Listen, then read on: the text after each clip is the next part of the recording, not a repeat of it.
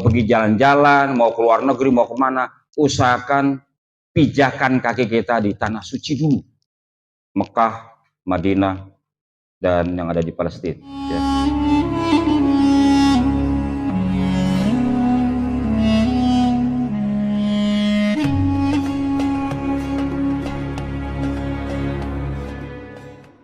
Assalamualaikum warahmatullahi wabarakatuh. Allahumma niniyatul husu wal qabulu ila hadratir rasul husulan wa tatili wa taufiqihi wa iznihi wa nurihi wa hidayatihi wa himayatihi wa inayatihi wa hifzihi wa rizqihi subhanahu wa ta'ala. Al-Fatihah. Bismillahirrahmanirrahim. Alhamdulillahilladzi arsala rasulahu bil huda wa dinil haqqi liyuzhirahu 'ala dini kullihi wa kafa billahi syahida. May yahdihillahu fahuwal muhtadi wa may yudlil falam tajid lahu waliyyan mursyida. Wassalatu wassalamu ala man ihtada al habibil mustafa wal mustafa habibina wa syafi'ina wa qurrati a'yunina wa karimina Muhammadin sallallahu alaihi wasallama wa ala alihi wa sahbihi ajma'in. Amma ba'du. Sahabil bait Pak Marjuki beserta istri dan keluarga besar, tamu yang datang mungkin dari Manggarai, dari daerah Bintaro dan sekitarnya, para tokoh masyarakat, para sesepuh, Pak RW 05 Bapak Arianto. Sehat ya Pak RW ya? Udah lama kagak kongkong Pak RW ya. Pak RT Sarmuji, abang saya yang saya hormati, saya cintai juga. Mudah-mudahan Pak RW dan Pak RT selalu dalam sehat dan kemuliaan. Semua hadirin, Pak Bang Haji Niman, ya, adik saya sebetulnya dari Joglo, dan semua yang hadir jamaah Majelis Syarajul Ummah, adik-adik dari Hadroh apa namanya? At-Taqwa, dari Hadroh At-Taqwa. Puji syukur kepada Allah Subhanahu wa taala, salawat dan salam semoga terlimpah curah kepada Rasulullah Muhammad sallallahu alaihi wasallam.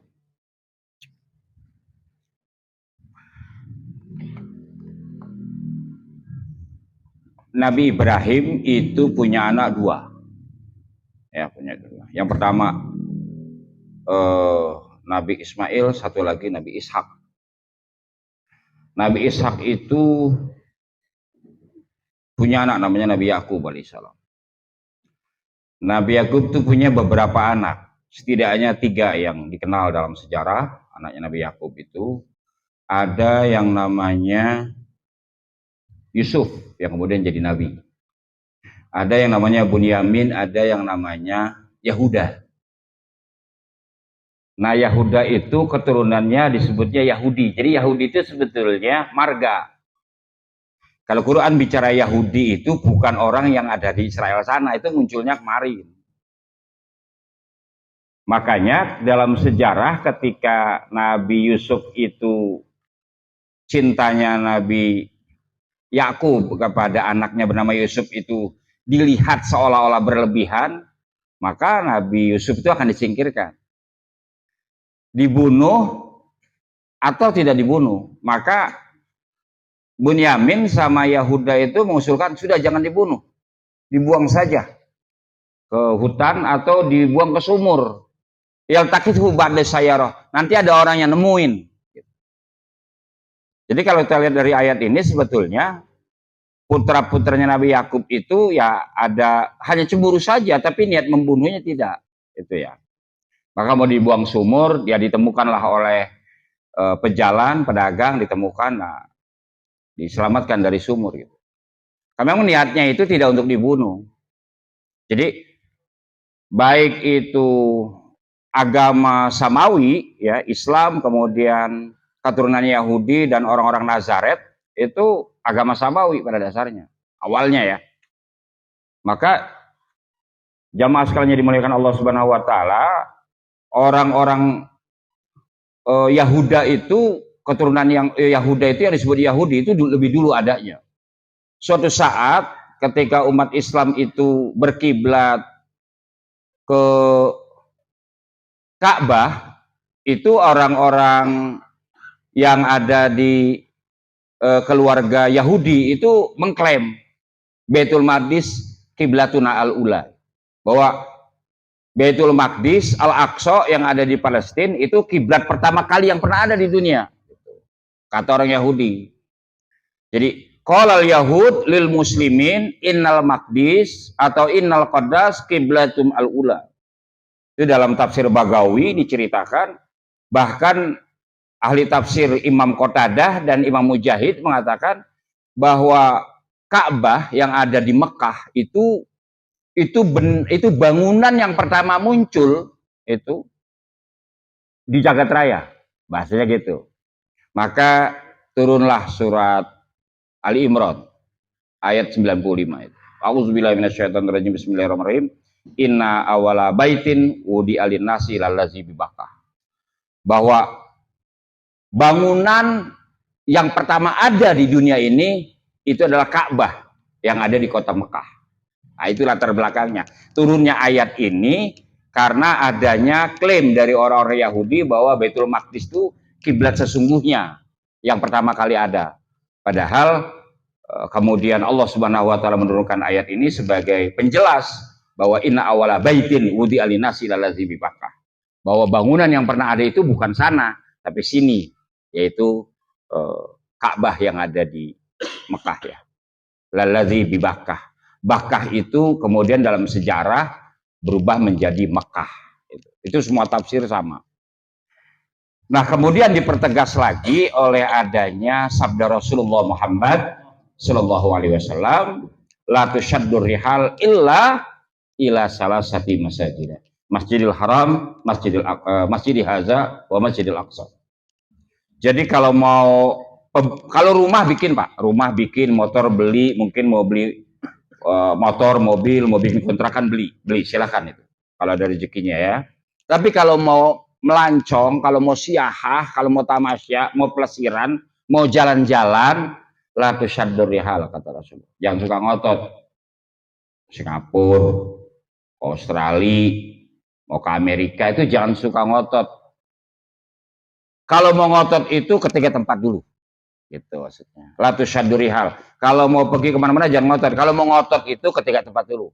Masjid Haram kata Rasulullah, Masjid Haza, masjid saya ini, Masjid Nabawi, yang terakhir adalah Masjid Al-Aqsa. Kalau ke situ memang harus diperjuangkan. Saya ada niat sih ya, niat. Ya, rezekinya belum ketemu seutuhnya. Tapi ada niat. Kalau suatu saat saya berangkat, mungkin berempat itu, pengennya itu ke Palestina, karena ada Aqsa. Supaya perjalanan ke Mekah, ke Madinah, disempurnakan dengan Aqsa. Alhamdulillah Allah kasih izin, saya sudah 3 kali ke sana. Dan kemarin ketika Pak Guru bisik-bisik dengan saya, Pak Kiai berangkat ya. Saya mau berangkat tapi bareng Pak Kiai gitu. Nah, saya nggak bisa. Saya tanya istri saya, mau berangkat nggak ya? Kalau berangkat kita berdua berangkat. Kata istri saya, nanti dulu. Gimana pun kita nunggu abang kita. Kalau Bang Wan udah berangkat sama Polri sudah pulang selamat, sehat, baru kita berangkat lagi. Kalau bisa berempat, ya sudahlah. Sampaikan ke Pak Guru, saya nunggu abang saya dulu berangkat menyempurnakan Islamnya. Jadi itu latar belakangnya. Rasulullah mempertegas bahwa kalau mau pergi jalan-jalan, mau keluar negeri, mau kemana, usahakan pijakan kaki kita di tanah suci dulu. Mekah, Madinah, dan yang ada di Palestina, ya, Masjid Al-Aqsa. Pak Guru dan semua jamaah yang hadir, barusan itu saya mau berbisik sebetulnya ke Pak Guru saat marhaban. Tapi biarkanlah Pak Guru merasakan marhaban versi Indonesia dulu sebelum dia marhaban berjarak itu hampir 3 meter dengan makam paling mulia yang pernah ada di jagat raya, di bumi paling suci yang pernah ada di jagat raya, yaitu makam baginda Nabi besar Muhammad Rasulullah Shallallahu Alaihi Wasallam yang ada di kota Madinah. Pak Guru sama Dewi yang insya Allah nanti akan berangkat pada tanggal 23. Jarak dari Jakarta itu ke Mekah itu 7.913 kilo. 7.913 kilo dari Jakarta ke Mekah. Ke Madinah. Besok jaraknya itu hanya 3 meter. Antara Pak Guru dengan makam paling suci yang pernah ada di jagat raya. Bahwa makbaroh yang menjadi tujuan seluruh umat Islam yang ada di jagat raya. Berdesak-desakan orang di sana. Ya. Jarak terdekat Pak Guru bersama istri dengan seorang hamba pilihan dari miliaran hamba, dipilih baginda menjadi penutup para nabi dan para rasul yang pernah ada.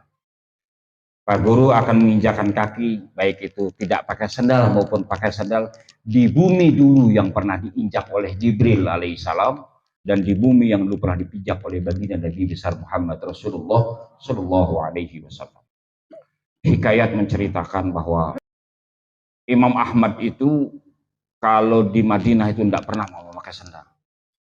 Dia di Madinah itu bolak-balik sholat ke rumahnya, pengajian ke rumahnya itu dah pakai sandal. Ditanya itu sama santrinya, sama jamaahnya, guru kenapa nggak mau pakai sandal gitu. Nanti capek cuci kaki lagi, cuci kaki lagi.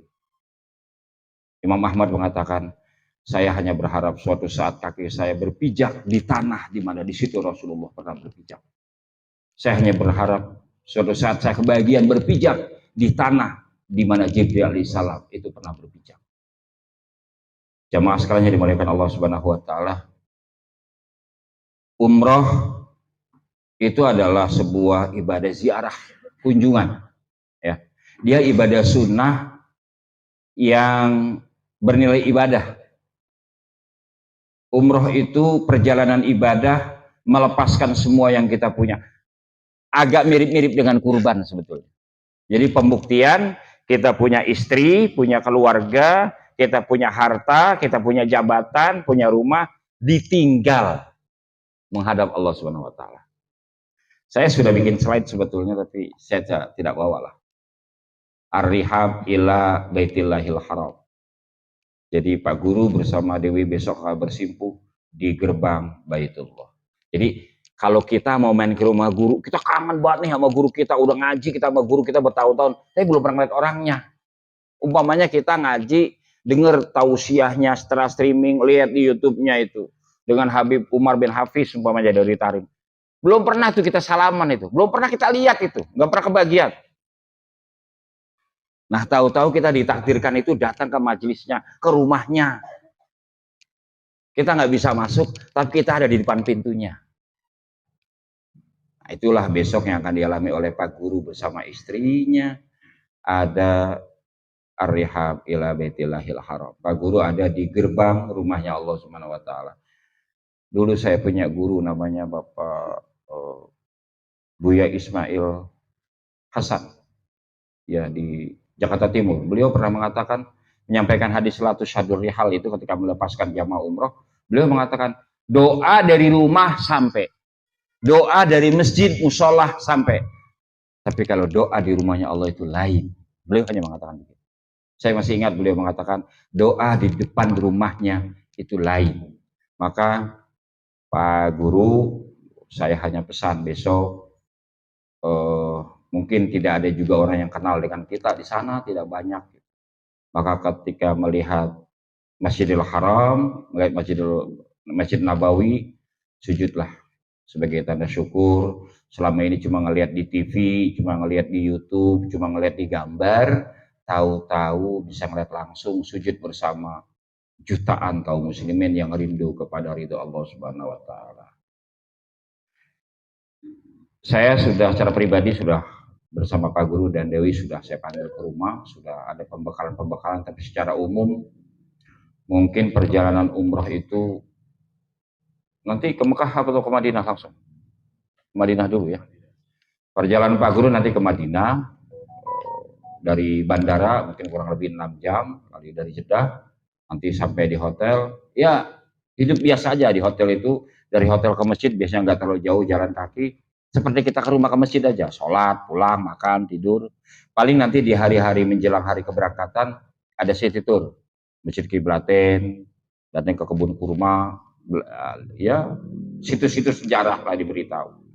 Pada hari terakhir biasanya 3 hari, hari terakhir nanti Pak Guru itu sholat zuhur di Masjid Nabawi, pulang, makan, pakai baju ihram. Bisa juga pakai baju ihramnya sebelum zuhur. Balik ke hotel, habis sholat zuhur, kemudian makan, maka setelah itu langsung masuk bis. Sebelum zuhur tuh koper udah dimasuk-masukin, langsung berangkat naik bis, kemana? Ke Masjid Bir Ali, ke tempat mikot. Mikot tuh batasan titik di mana pelaksanaan umroh dimulai. Biasanya asar di sana Pak Guru, di Bir Ali itu sholat asar dulu, habis sholat asar kita ketemu dengan teman, kita peluk-pelukan, ada yang telepon keluarga, minta doa segala macam, ada yang WA dengan keluarga. Maka setelah dari Bir Ali naik sekitar jam 4 sore naik bis di parkiran, itu mobil bunyi tidak berhenti-berhenti sampai semuanya naik, yakin, siap, oke, baru.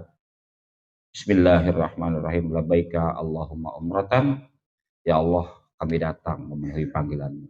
Detik itu juga semua pantang larang itu berlaku. Ya, Pak Guru dalam manasik pasti sudah diberitahu hal-hal yang bisa membatalkan ihram kita. Perjalanan kurang lebih itu 9 jam ke kota suci Mekah. Dari jam 4 sore nanti biasanya maghrib transit dulu, sholat maghrib jamaah sekaligus dengan jamaah takdim dengan isya. Ada makan-makan, ada sholat maghrib dan isya, jamaah takdim. Setelah itu melanjutkan perjalanan, Pak Guru akan tiba di bumi Mekah itu sekitar jam 10 malam.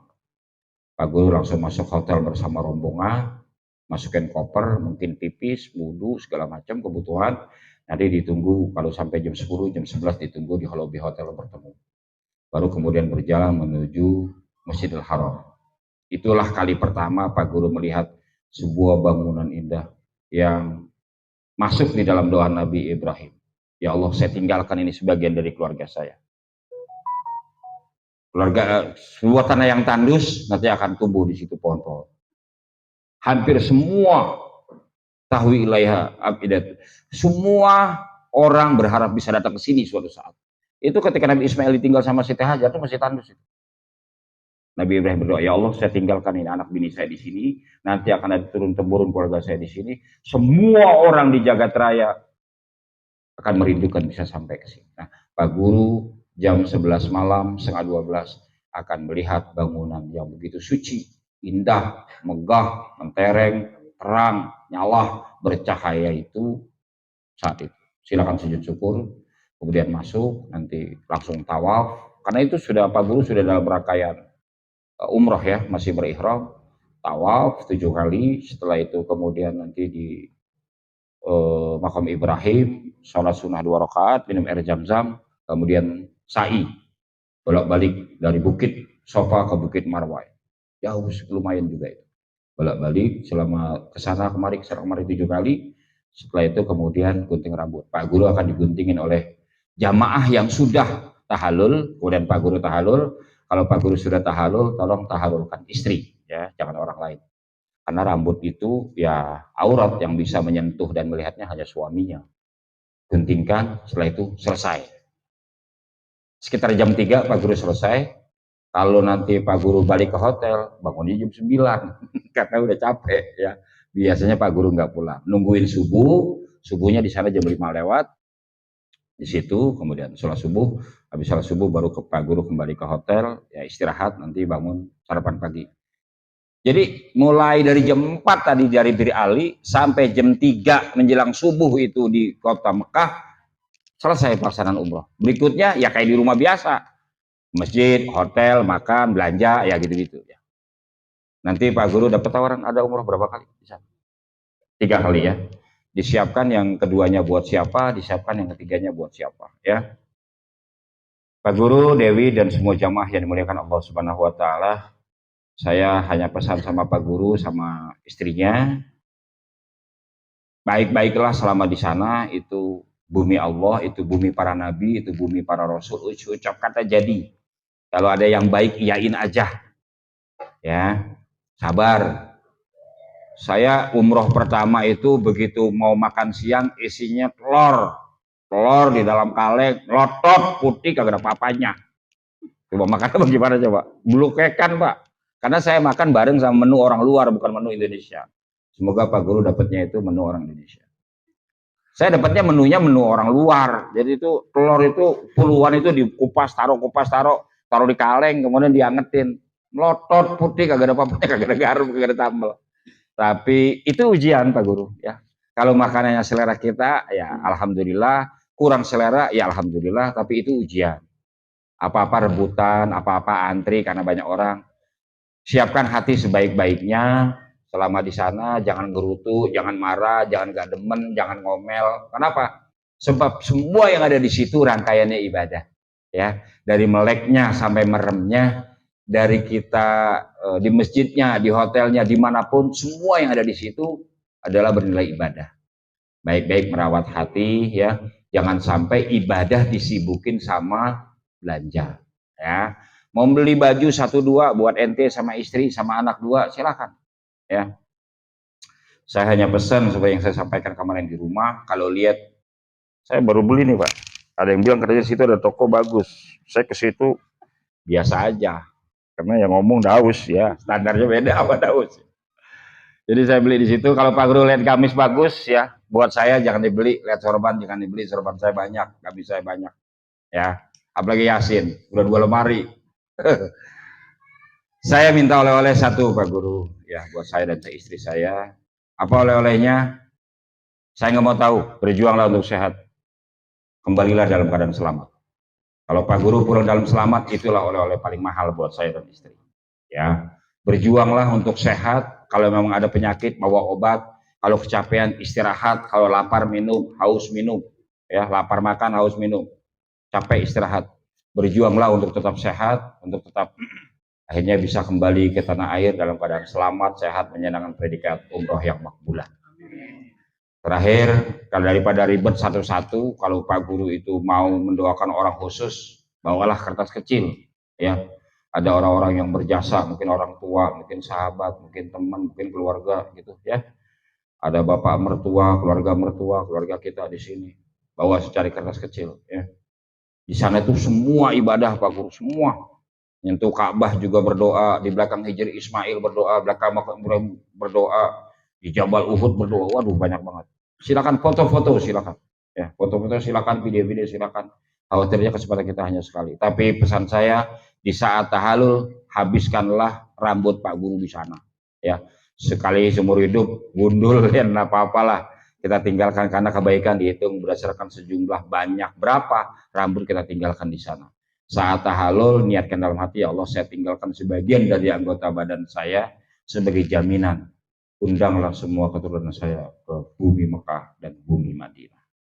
Saya berusaha untuk menerbangkan istri dan anak saya, kemudian sudah tercapai dan ya sudah selesai ya, kewajiban haji sudah selesai.